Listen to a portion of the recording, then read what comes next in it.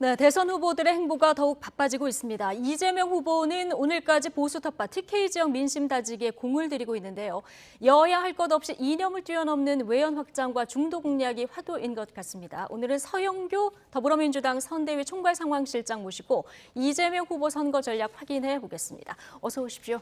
예, 안녕하세요. 서영교입니다. 네, 자 이재명 후보 주말마다 민심 들으러 메타버스 행보를 이어가고 있는데요. 3박 4일 동안 지금 보수 텃밭은 대구 경북 일정을 이어가고 있습니다. 오늘도 좀 진행 중인 것으로 저희가 앞서 보도를 해드렸는데 어제 일부 일정 동행하시고 좀 올라오셨다고요? 예, 어제 예천시장에서 후보 일정이 있었고요. 그리고 문경과 상주에서 일정이 있었습니다. 그 예천, 문경, 상주 모든 일정을 다 같이 다녀왔고요. 제가 이제 경북 상주 출신입니다. 그래서 서영교가 총괄상황실장이기도 하지만 문경 상주 출신이고 또 김주영 의원이 문경 상주 출신입니다. 지역에 현역 의원들이 없으시기 때문에 저희들이 가서 지역 당원들과 또 지역 주민들과 이런 분들을 만나게 됐고요. 안동 예천은 또 박찬대 의원이 출신이세요. 그래서 가서 사전에 만나서 지역 주민들과 인사하고 사진 찍고 그리고 이제 후보님과 김혜경 여사님을 만나게 된 거죠. 그럼 이제 저희들이 만나고 났기 때문에 저희 주민들이 더 좋아합니다. 예. 그러니까 이게 보수 텃밭인데 지금 화면에서 보시지만 굉장히 많은 인파들이 몰렸더라고요. 실제로 가서 보시니까 현장 분위기는 어떠셨습니까? 현장에서 너무 좋아하죠. 그러니까 예천 시장 같은 경우에는 할머니가 이제 장사를 하시는데 거기는 전부 다 노점입니다. 거의 다. 거기 앉아서 이제 할머니에게 물건을 사게 되는 거죠. 냉이를 다듬고 계셨는데 냉이를 샀어요. 냉이를 사서 냉이국을 끓이겠다라고 했는데 옆에 상추가 있었어요. 근데 이 상추 듬이야 그러면서 싸서 넣어주신 거죠. 그래서 그 한 자리에서 이만큼을 싸게 된 거예요. 그래서 할머님께 아유 돈이 얼마나 이게 그래도 귀한 건데 안 됩니다. 돈 받으세요. 그랬더니 하시는 말씀이 내가 주고 싶어서 주는 거야. 주고 싶어서 주는 거야. 내가 주고 싶어서 주는 거야. 주고 싶었어. 이렇게 얘기를 하는데 이제 후보께서 손을 꼭 잡았습니다. 할머니가 냉이를 다듬고 계셨으니까 장갑에 흙이 다 묻었거든요. 손을 꼭 잡으니까 할머니가 갑자기 안 돼요. 손이 더러워요. 그러면 장갑을 이렇게 벗어서 손을 꼭 쥐어주시더라고요. 그래서 이제 계시는 어른들도 그래도 나란 일 할 사람이 오셔서 인사를 하시니까 아주 좋아하시고 즐거워하시고 따뜻한 마음을 보여주시고 그렇게 하셨습니다. 시장 행보 일화까지 들려주셨는데 시장은 늘 덤도 있고 정도 있고 그래서 참 많이들 찾으시는 것 같습니다. 또 오전에 잠시 불상사도 좀 있었던 것 같아요. 오늘 오전에요? 상주에 그 참외동가 방문했는데 달걀을 맞을 뻔한 일이 있었다고 하는데 경위는 파악을 다 하신 겁니까? 사드 때문에 있었던 일인 것 같고요. 사드 관련해서 이제 젊은 분들은 사드를 빼야 한다. 또 국가를 위해서 또 안보를 위해서 필요하다. 이런 상황이어서 어떻든 잘 이야기하고 정리하고 이런 것으로 알고 있습니다. 잘 정리가 됐다. 그럼 오늘 저녁에 이재명 후보는 저녁에 올라오십니까? 오늘 저녁 일정 중에 포항의 죽도시장 거기까지 가고 그다음 일정하고 올라오는 것으로 되어 있습니다. 꽉 채워서 일정을 소화하고 꽉 채워서 하십니다. 올라오시는군요. 자, 이재명 후보 대구 경북 방문 일정을 소화하면서 전직 대통령 공과에 대해서 거침없는 평가 발언도 내놓았는데요. 자, 그런데 이 가운데 전두환이 삼저 호황을 잘 활용해서 경제가 잘 움직이게 한 것은 성과다. 자, 이 발언이 도마 위에 올랐습니다. 오늘 아침 정치권에서 나온 이야기 잠시 듣고 오시죠. 후보의 그 발언에 대해서는 긍정적으로 평가를 하고 싶은데요. 왜냐하면은 역사를 균형되게 봐야 되지 않겠습니까? 대구 경북에서 전두환, 박정희 전 대통령에 대한 평가가 또 일반 국민들의 평가와 틀리지 않습니까? 그래서 이런 역사적 인식의 지역적 차이를 이번 이재명 후보 발언을 계기로 좀 좁히는 계기가 되었다. 참 보기에 딱한 부분도 있습니다. 왜냐하면 이런 전두환 전 대통령에 대한 재평가를 TK에서 한다고 해가지고 TK 지역의 민심이 저는 이재명 후보를 향하거나 이러진 않을 거라 이렇게 봅니다. 오히려 이재명 후보에게 기대하는 바가 있다면은 좀 더 대구 경북이나 이런 그 지방의 문제를 세밀하게 들여다보고 그에 대한 해결점을 제시하고 그리고 논쟁적인 사안에 대해 가지고 본인의 입장을 정확히 정리하는 것이 중요하다 이렇게 생각합니다. 알겠습니다. 자, 안민석 의원은 역사를 균형 있게 봐야 된다 이렇게 얘기를 하셨고요. 이준석 대표 좀 딱하다 이런 얘기를 했고 심상정 후보는 이러다 국민의힘 후보가 되실 것 같다 이렇게도 얘기를 했거든요. 자, 이 발언 개인적으로 들으셨을 때 어떻게 보십니까? 우선 그 윤석열 후보가 전두환 전 대통령에 대해서 평가를 하지 않았습니까? 그렇죠. 정치는 잘했다. 예, 그렇게 정치는 잘했다. 이렇게 평가를 했단 말이에요. 5.18 군부 독재 이게 다 정치거든요. 그런데 정치는 잘했다. 그거 빼고 나면 정치는 잘했다 그러는데 그래서 문제가 된 거죠. 5.18 군부 독재 이것이 모두 다 정치입니다. 이걸 빼고 정치를 평가할 수 없다 이렇게 보시는 건가요? 이걸 빼고 정치를 평가할 수 없다. 그렇습니다. 그것이 정치이고 그 정치가 잘못됐기 때문에 군부 독재가 있었고 수많은 사람들이 희생이 따랐고 그 대통령으로 있으면 사실 총칼로 국민을 향했다라고 하는 것은 있을 수가 없는 일입니다. 이번에 이재명 후보가 평가한 것은 경제 부분이라고 저는 판단을 하고요. 경제는 이 전두환 전 대통령이 잘한 것이라기보다는 당시의 경제를 살아왔던 우리 국민들의 현실이 있었던 거죠. 당시 경제를 이끌어오고 주도해오고 경제 주역이었던 우리 국민들이 있었고 그때 삼저의 호황이 우리 경제를 뒷받침하고 있었다. 그게 전두환 시대이다. 저는 그렇게 생각하는 거죠. 전두환 그 대통령이 만들어냈다기보다는 전두환 시대의 그런 국민들의 삶, 국민들의 경제적인 능력, 경제적인 역할 이렇게 보는 것들이 맞다고 판단하고요. 박정희 전 대통령에 대해서도 마찬가지라고 봅니다. 박정희 대통령의 독재, 혼자 독주 이런 것들에 대해서 문제가 있는 거죠. 그렇지만 그 시대를 살았던 국민들을 향해서 국민의 노력과 국민의 합심 그리고 국민들의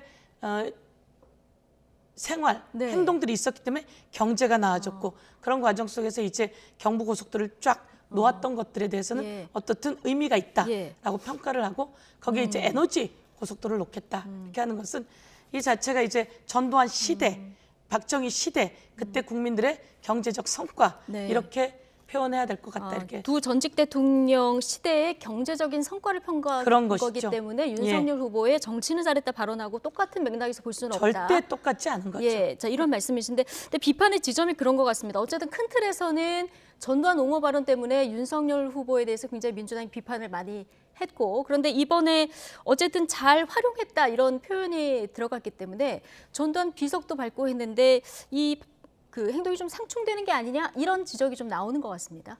그렇게 보지 않아야 된다고 생각하고요. 보지 않아야 된다. 그러니까 우리가 돌아볼 때 전두환 시절의 경제적인 호황, 삼저를 기반으로 한 경제적인 호황은 국민이 만들어낸 겁니다. 국민이 만들어내고 국민들의 성과입니다. 국민들의 삶이고 박정희 시대의 그 경부고속도로를 놓을 수 있게 한 것도 국민들의 삶, 국민들의 경제. 이렇기 때문에 이것은 그 시대의 경제를 본 것이지. 그렇게 해서 정확하게 독재, 군부 독재, 국민을 향해서 총칼을 휘둘렀던 부분 이것에 대해서는 확실하게 단죄해왔고 그 입장을 명확히 하고 있다. 다시는 그런 대통령은 나와서도 안 되고 그런 내용이 있어서도 안 되기 때문에 그 부분을 명확히 해야 되는데 윤석열 후보는 정치는 잘했다 이렇게 얘기한 겁니다. 5.18 그리고 군부 독재가 모두 다 정치이죠. 제가 이제 전두환 시절에 사실은 학생 운동을 하다가 감옥에도 가고 물고문도 당했습니다. 이게 그 정치입니다. 그 정치를 잘했다고 하는 것 자체에 국민들이 평가를 했고 다음 날 개사과를 던지지 않았습니까? 윤석열 후보가 사과는 개에게나 줘. 이런 것 자체를 보면 윤석열 후보하고 비교할 수 있는 내용이 아닌 겁니다. 일련의 과정까지 보면 동시에 비교하는 것은 적절치 않다 이런 얘기를 해주셨고요. 이번 선거에서 특히 이제 중도 외연 확장이 중요하다 보니까 이재명 후보가 최근 그 현 정부와 차별화하는 발언들을 계속 이어가고 있는데, 자 그런데 최근 발언 수위가 점점 이렇게 좀 올라가고 있어서 이 부분 전략적으로 어떻게 보십니까? 부동산 문제가 제일 중요합니다. 특히 부동산 경제 부분에 대해서 그렇습니다. 비판 수위가 좀 높은 부동산 부분이 제일 중요하고 실제로 이제 문재인 대통령께서는 정부의 수장이기도 하십니다. 그래서 균형 있게 해나가야지 되는 과정 속에서 미처 가지 못한 부분들이 있습니다. 그럴 때 국회의원들이 국회에서 정부에서는 이렇게 해주십시오, 대통령님 이렇게 해주십시오라고 요구를 하는 겁니다. 이재명 후보가 말씀하시는 내용들을 보면 더불어민주당이 국회에서 요구한 것과 비슷한 맥락이라고 보시면 될 것 같습니다. 그래서 부동산에 대해서는 명확히 공급을 중심으로 해 나가고 그리고 세금을 많이 걷어들이는 것이 중요한 것이 아니라 공급이 될 수 있게 풀어주고 그리고 국민이 이것은 주거용이지 투기용이 아니다.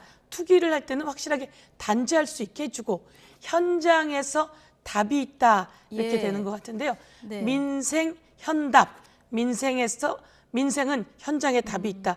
현장에 있었던 얘기가 합리적이라고 판단될 때 우리 이재명 후보가 정책 본부하고 충분히 이야기했어. 이런 내용들을 정책으로 발언하는 것이다. 그리고 또 정부를 견인해 나가는 것이죠. 그렇군요. 근데 이 부동산뿐만 아니라 코로나 대응도 뭐 정부가 마스크 한 장을 줬냐 이런 발언도 나왔기 때문에 당내 이제 친문 의원들 경우 내심 좀 불편한 발언들이 있지 않을까 싶기도 한데 당내 분위기는 어떻습니까? 당내의 친문, 비문 뭐 이런 거 이렇게 따질 필요가 없고요. 문제가 지적되는 부분은 지적하고 그리고 해결하고 대안을 찾는다는 것에 동의를 해주고 있고요. 그리고 또 친문 중에 윤건영 의원 같은 경우가 사실은 저희가 그런 거 하지 말아야 되는데 대표적인 친문이기도 하잖아요. 윤건영 의원이 정무실장으로 와 있습니다. 그래서 오히려 그 중간에 해야 될 조정들을 다 잘해주고 있고요. 이 부분은 그전에 했던 것에서 벗어나고 있지 못하는 거니까 후보가 오히려 말씀을 하셔서 견인해내는 것이 필요하지 않겠나 이렇게 얘기를 하는 거고요. 후보가 방역 관련해서는 이렇게 방역을 잘할 수 없다. 대한민국 방역이 최고다. 그런데 지금 어려운 시점이기 때문에 방역을 더 잘해야 하고 그런데 이제 금지 업종이나 이 소상공인들이나 어려운 사람들을 향해서는 기재부가 좀 더 적극적인 행정을 펼쳐야 된다. 그래서 기재부를 향해서 계속 견인하는 말씀들을 하고 계시는 거죠. 자, 어쨌든 이재명 후보 지금 후보 중심으로 지금 일정들을 이어가고 있는 상황인데 최근 발표된 여론조사, 특히 오늘 아침에 나온 두 여론조사를 보면 윤석열, 이재명, 윤석열 두 후보 간의 격차가 좀 좁혀졌거든요. 이 여론 추이를 이게 좁혀진 원인 지난 한 주 동안 어떤 이유가 가장 크다고 보십니까? 이재명 후보는 계속 조금씩 올라가고 있습니다. 꾸준히 올라가고 있고요. 윤석열 후보 같은 경우에는 사실은 발언의 문제, 가족의 문제, 뭐 여러 가지 그 문제들이 있으면서 지지율이 한번 폭락을 했었습니다. 급강을 했었는데 울산 그 봉합을 계기로 조금 나아졌죠. 그런 상태에서도 또다시 올라가지 못하고 주춤거리고 있는 노재승 그 선대위원장의 그 5.18 폄훼 발언이라든지 이런 걸로 인해서 조금 떨어지고 있는 상황이다. 그래서 우리 후보는 조금씩 올라가고 있고 국민들이 마음을 열고 있고 이제는 그 서울과 20, 30대를 향한 그 더 확실한 정책 그리고 더 따뜻한 정책을 펼쳐나가고 부동산 문제를 서울에서 해결할 수 있는 대안들을 제시해 나가면 향후 여론조사의 반전 더 여론조사가 올라갈 수 있다. 지지율이 있다. 오늘 생각하고 있습니다. 이해찬 전 대표가 오랜만에 인터뷰를 하셨는데 1월 말 구정 무렵에 피크를 이룰 것이다. 이렇게 판세를 분석하셨거든요. 뭐 같은 의견이십니까? 구정 즈음에 가족들이 다 모여서 이야기를 하시면서 오해도 풀고 서로 의견도 모아질 것이다. 이렇게 생각하는데요. 저희가 그렇게 될 거라고 좀 생각하는데 생각보다 조금 더 빨리 나아지고 조금씩 나아지는 게 조금씩 더 올라가고 있는 것 같다는 생각은 드는데 그때 피크를 이룬다고 하지만 이보다 더 빨리 올 것이다. 아니 그때 가봐야 되겠죠. 그때 더 가봐야 되기 때문에 사실은 이제 그렇게 생각하기보다는 이제 또 이해찬 대표님이 또 선거의 달인이시잖아요. 김종인, 이해찬 지난 총선에 붙었거든요. 그러니까요. 이해찬 완승입니다. 그래서 전략가시고 김대중 대통령 만들어내셨고 노무현 대통령 만들어내셨고 문재인 대통령 만들어내셨고 이런 분이 이해찬 대표님이신데요. 어떻든 저희가 지금 그리 좋은 상황은 아닙니다. 부동산 문제도 있고 후보가 더 열심히 하고 더불어민주당이 더 열심히 해야지 된다 이렇게 생각하고 있습니다. 그렇군요. 이렇게 낙관적으로 볼 만한 여유 있는 상황은 아니다 얘기해 주셨는데 어쨌든 총괄 상황실장 굉장히 중차대한 자리를 맡으신 거잖아요. 자, 민주당 선대위가 이제 후보 중심으로 재편을 했습니다. 조직을 네. 좀 슬림화했고요. 좀 기민하게 움직인다는 취지였는데 그러다 보니까 너무 뭐 장단점이 있겠습니다만 후보 개인계에 의존한다 이런 얘기도 나오고 지금 169석이죠. 그 의원들의 역할을 좀 못 찾고 있다 이런 지적도 나오는데 평가하신다면 어떻습니까? 저랑 김주영 의원이 협력위원단으로 어제 바로 상주, 문경, 예천을 다녀왔습니다. 네. 박찬대 의원도 그렇고 오늘은 포항에 가시는데요. 예. 포항에 또 민병덕 의원 등 이렇게 내려갑니다. 그래서 의원들의 역할이 있고요. 그리고 이제 슬림화해서 후보를 중심으로 나갔습니다. 네. 윤석열 후보 선대위는 윤석열 후보가 안 보이지 않습니까? 윤석열 후보는 안 보이고 네. 구태한 삼김들이 보이고 있고요. 그리고 AI 뒤에 숨었고요. 사실은 그랬기 때문에 저희도 슬림화해 나가야 된다. 네. 스마트한 선대위로 가야 된다. 이렇게 예. 한 건데요. 그리고 저희가 이제 오늘 말씀드린 것처럼 후보를 중심으로 후보가 선명하게 정책들을 이야기해야 되는데 혼자 이야기하지 않고 정책본부랑 다 이야기하고 네. 정부하고도 견인하면서 이야기를 하고 현장의 이야기를 듣고 이렇게 해서 만들어내기 때문에 단일한 목소리가 나갑니다. 그런데 야당은 김종인 후보가 100조 이야기했고 윤석열 후보가 예. 답변 못하고 있고 여러 가지 이렇게 혼란스러운 상황입니다. 거기에 이제 이해찬 대표님이 또 언론에서 인터뷰하면서 그림을 예. 그리고 또 유시민 후보도 하고 이제 저희에게는 실제로 예. 정세균 후보님 그리고 또 이낙연 후보님 이런 분들이 상임 고문으로 다 계십니다. 그렇군요. 지지율을 네. 올려줄 더 남은 이제 카드가 남아있다 이런 얘기까지 해주셨는데 국민을 향한 카드가 더 남아 있죠. 네. 최근 의원님 그 인터뷰를 보니까 이번 대선에서 여성 표심이 굉장히 큰 변수다 이런 얘기를 하셨습니다. 국민의힘에 대해서는 반여성적 정당이다 이렇게 평을 하셨는데 어떤 이유에서 그렇습니까? 국민의힘에서 실제로 그 이번에 N번방 관련한 예. 그 성착취 영상물이 오픈 채팅 공장에서 오픈 채팅방에서 올라오게 되면 그것을 걸러낼 수 있도록 저희가 N번방 방지법을 만들었습니다. 네. 그런데 이것이 문제가 있다며 불법 영상물을 보는 것이 오히려 더 나은 것처럼 얘기를 하고 있는 실정입니다. 저쪽 윤석열 후보 측에서요. 그러거나 아니면 윤석열 후보 측에서는 이수정 선대위원장 관련해서 문제 제기하는 예. 그 사람들에게 가서 사과를 한다든지 이런 식의 내용들이 있었던 거죠. 예. 그리고 우리가 그 여성 관련해서 우리 후보의 그 호감도가 계속 높아지고 있습니다. 예. 여성 관련해서 윤석열 후보의 호감도는 아주 낮은 상태이죠.